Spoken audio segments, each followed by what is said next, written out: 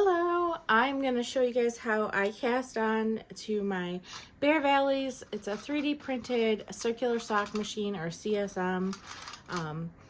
I love this machine. I've almost exclusively been wearing wool socks now for a year and I'm obsessed. They keep my feet cozy. They've made them softer. It's great. So I purchased this machine through Rachel at Bear Valley a little over a year ago now, and they have been like wonderful support throughout the whole process. I spent a lot of time learning about the mechanics of the machine, and I've also been knitting for quite a few years. So just understanding the dynamics of how to knit has helped a lot. But I don't think that that should sway anybody from trying it out. So the first thing I want to mention is that the needles on this machine are very much like an I-cord tool. If you've managed to get your hands on one of these little guys, they're wonderful for finishing up I-cords or starting them. But the needle is exactly the same function as that. So your stitch is going to go underneath here, and then your fresh yarn is going to go in here, and it's going to go ahead and pull down underneath that stitch and create a new stitch, and drop the first one to knit it. So these needles are exactly the same as the needles on this machine, and as it rotates through here, it's going to go ahead and add a stitch to each of those needles. I have on this machine my 66 cylinder. That is the best size I have found for my foot. I have my tension set at about 2.5 to 3, like maybe 2 3/4 lines that are marked on the exterior of the machine. That's been a good tension for my foot, as well as the folks that I've made them for, which has been primarily adults at this point. I have everything all prepped in my space, so I have my sock bonnet ready to go. I have my soft weights, which I made just using some BBs, yes, like the BB gun BBs. I weighed them out to different amounts to create these. They're well used at this point. I just tied them up inside of an old sock, or you can buy a sock from the dollar store, whatever works best for you. I've got my repair tool, which is very handy. If you drop multiple stitches, you'll want that on hand. I bought this Addy tool. I did find it at the local yarn shop, but you can also find it on Amazon, and it's got 2 different really nice options for points on it. I also find this dental or clay tool extremely helpful when I'm working on my machine. I've got heel weights that I use when I actually get to the point of making a heel. I have my yarn prepped on a cone, ready to knit with. You can also wind it into a cake or a ball, whatever works best for you. I have my clamp tool so I can keep my weights held up close to the top of this. You're going to notice that that makes a big difference once you start rolling on your projects. I also have a bucket of waste yarn that I keep on hand because every project's going to start with a couple inches of waste yarn. On my CSM, I've got all my needles loaded in already. I went ahead before I even loaded this into the machine and marked. So for the 66 cylinder machine, this is my starting point, this hot pink nail polish, believe it or not. And then this dark purple is going to be my halfway point. And then I've also marked where I would knit heels and toes. So this is kind of a more advanced technique, I would say. I think learning how to knit a tube first is probably the biggest piece of advice I could give somebody new to sock knitting. And if you've been here before and you just need a refresher, I definitely will say that my socks I find for the 66 cylinder, I've got about 12 stitches in between here. And I did mark both sides in case I decide that I want purple to be my starting point at some point in my sock knitting career. I've also marked where my cam starts. So the reason I put this mark here is because once you get past this point, your needles won't lift fully up and out. So you'll be kind of stuck in that spot if you keep going. So that's why I now marked this, so I don't have to stand on top of the machine to look inside here and see where that cam is. So this is my 66 cylinder bonnet. I did make specific bonnets for each machine. You can be a little bit flexible with that if you have a 72 machine and you're knitting on a smaller cylinder, you just skip more stitches. But for this one, because it is the right bonnet for this machine, I have 33 loops on the end of this bonnet here. And then at the other end, there is a ribbon that close this little opening, which I tightly closed. But at the point where you need to take your weights out of your machine, this is really helpful. And then when you're ready to flip your sock inside out and pull out that waste yarn, I really like having that option on here. So every other hook on here is gonna get a stitch on it. Right now you can see there's about half of the stitches up in service between those cams. So what I'm going to do is I'm going to hook on a loop, and it doesn't matter where you start on the bonnet, but I'll hook on a loop to every other stitch on here. And then once I get to this point, we're going to go ahead and jump into how to add your yarn to this project.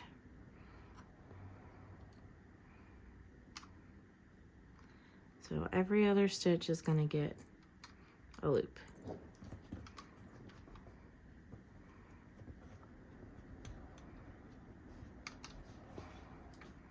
I'm sorry for the bouncing. My puppy is moving around next to me here. He's trying to get cozy.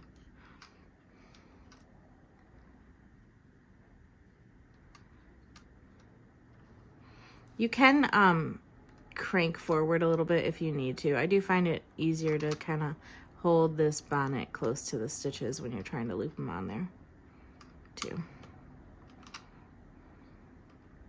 So when you get a fresh new bonnet, the stitches are like a little bit more stiff and they're a little harder to hook onto the cylinder. But as you start to use it, it gets pretty easy to just slide them on there. So I'm going to crank this forward a bit, making sure I don't lose any of those stitches as I crank forward until we reach the yarn feeder here. So this pink starting mark at the yarn feeder, I'm going to stop there. So I have my waste yarn. I just, honestly, it's an old soup mug. But if you have a sock, or I'm sorry, a yarn feeder bowl, I had one of those that I really loved, and unfortunately I broke it. But I will highly recommend having something to keep your yarn from rolling away, and also to prevent it from getting wrapped around stuff or causing any tension issues. So something you can just like roll around freely inside of, right below your feeder here. So I now have this yarn right below where that feeder is, and I'm going to crank forward a little bit. I'm sorry, first I'm going to add a soft weight in so that it pulls down on that bonnet and keeps those stitches below the lever. So this stitch on here needs to be below the lever there. So make sure they're pulled down all the way. I'm going to crank forward maybe like 5 or 6 stitches just to get it started. I don't want to crank to the point that this is past that starting cam point. And the cam is what helps lift and lower those needles, in case you didn't quite understand that one. It took me a few videos to learn what that meant. So again, I'm going every other stitch and continuing around here, just catching things. I found that I like these soft loops that I created on my bonnet better than the O-ring options, but there are different options because people have different preferences, and that's all right. This just worked well for me. I found that the rings that I had used to make that type of thing wouldn't quite lower properly on my machine. I'm going to crank forward a little bit again. I will say when you place your yarn bowl, make sure it's a little bit away from here, because if it starts getting caught in here, it'll wrap around, and when it reaches this crank, it'll get caught in there and you won't be able to work forward any further.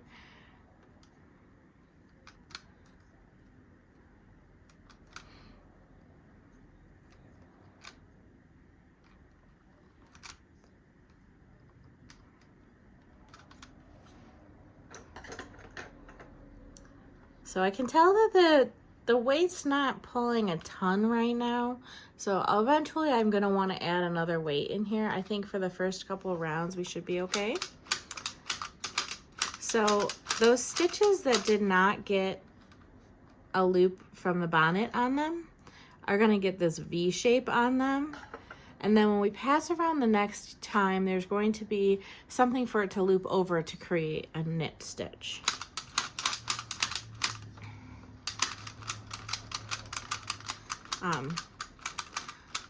The hardest thing for me is to not rush through a project, and inevitably I start going too fast and then I end up having to restart because I start dropping stitches, my tension starts getting funky.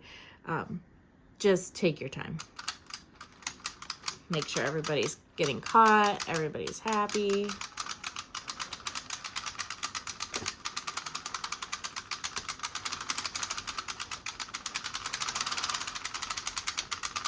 I will say, I think one of the quirks that I've found with the machine is mine tends to wiggle a little bit, so I do keep a hand on here to make it stay friendly to the machine.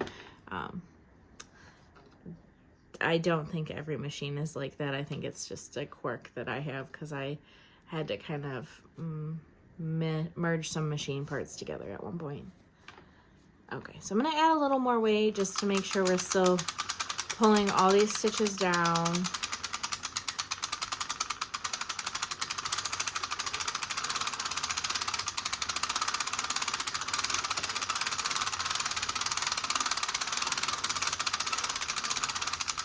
So I want to get like a few inches, I'd say, of the waste yarn on here, just to kind of create like a stable, even stitch, and just to get the project going.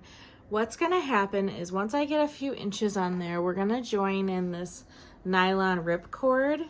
I have just bought some nylon cord and I doubled it up because I muscled it a little too hard the first few times and snapped it.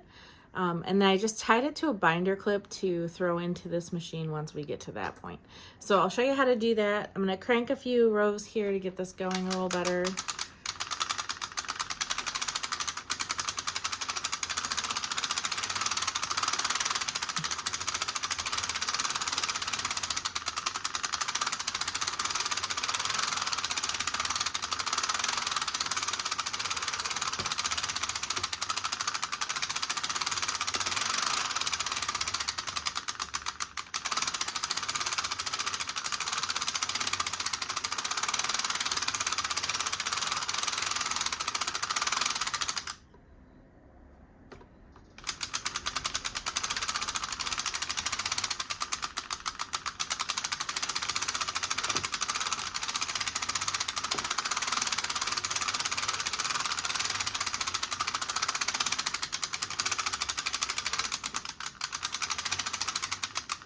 Okay, so I've got a good established set of waste yarn here.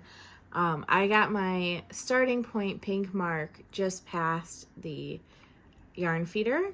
So I'm gonna go ahead and I'm gonna drop those last needles down so they wrap the yarn in there. And I'm gonna take this waste yarn out and I'm gonna drop it inside of my project here. It's fine inside there. I have really small little balls of waste yarn I'll use sometimes as well, but This was just left over from a project I just finished up. So now I've got my binder clip with my nylon cord. Right in between that slot where I took that waste yarn off, I'm gonna feed it through there and then through the feeder. And you're gonna wanna make sure it stays in front of all those stitches that it's gonna catch. So we're gonna do one round with this nylon rip cord. So some things I will say to note, again, going slow is great. These 2 stitches now are just hung onto something with no tension. So when we get back around, you're gonna wanna keep your hand or your finger in there to just kind of hold that down so that it actually knits those stitches. Without the tension on them, it'll pull out and then you'll miss them, they'll drop.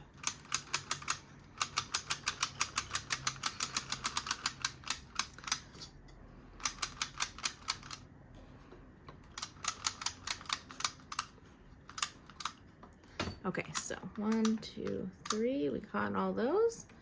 And I'm gonna pull this yarn out and drop that inside again so it can sit in there with his friend.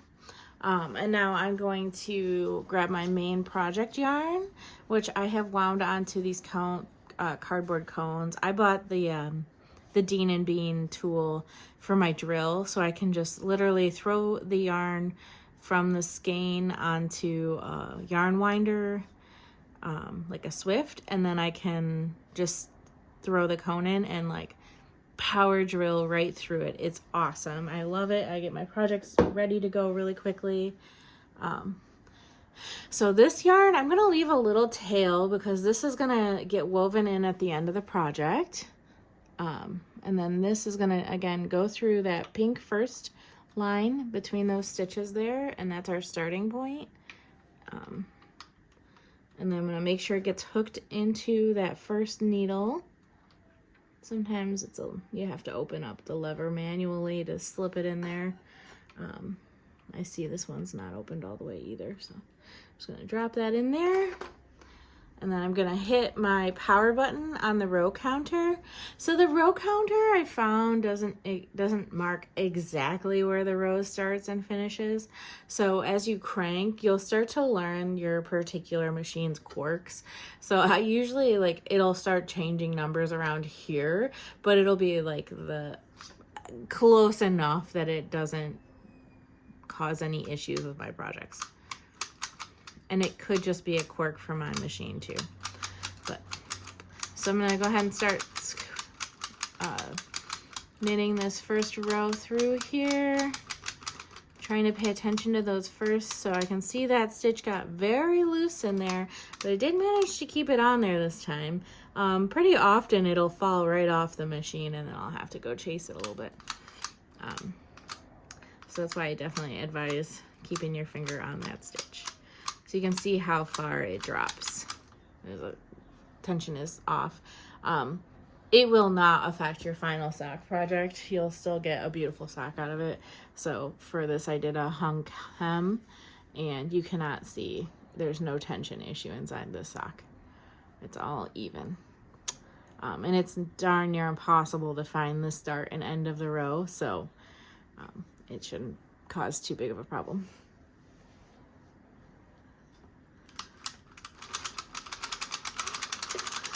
So I will create another video talking about more in depth on how I create my actual sock. This is a great way to establish your first tube. So if you've never used your machine before, I would highly recommend starting out this way. If you don't have a sock bonnet, I know there are a lot of really great sellers on Etsy that will sell sock bonnets for different needle sizes, which is great. There's also some tutorials on how to get started without a sock bonnet. I will say that it is very finicky, and I highly recommend just getting the bonnet because it took me weeks to understand how to function without one. So I'm going to go ahead and start my cuff next, but this is just a little intro on how to get started on your machine. You can now knit a tube. You could do the entire skein, so I could do 400 yards of yarn into a tube in like half an hour. It's amazing for that, which you can also use to create multiple pairs of socks. So you could just knit a straight tube, and then you'll just cut through it and do an afterthought toe and heel, add the kind of cuff you like. There's also like lots of really fun options for, if you want to stripe your sock, you want to add a colorful heel and toe. There's so many fun things that I've learned to do on this machine. I just really am a huge fan of the Bear Valley CSM. It's been wonderful to learn how to use. And feel free to post a question or follow along if you want to see some more videos. If you have any special requests, let me know. And good luck with your sock journey.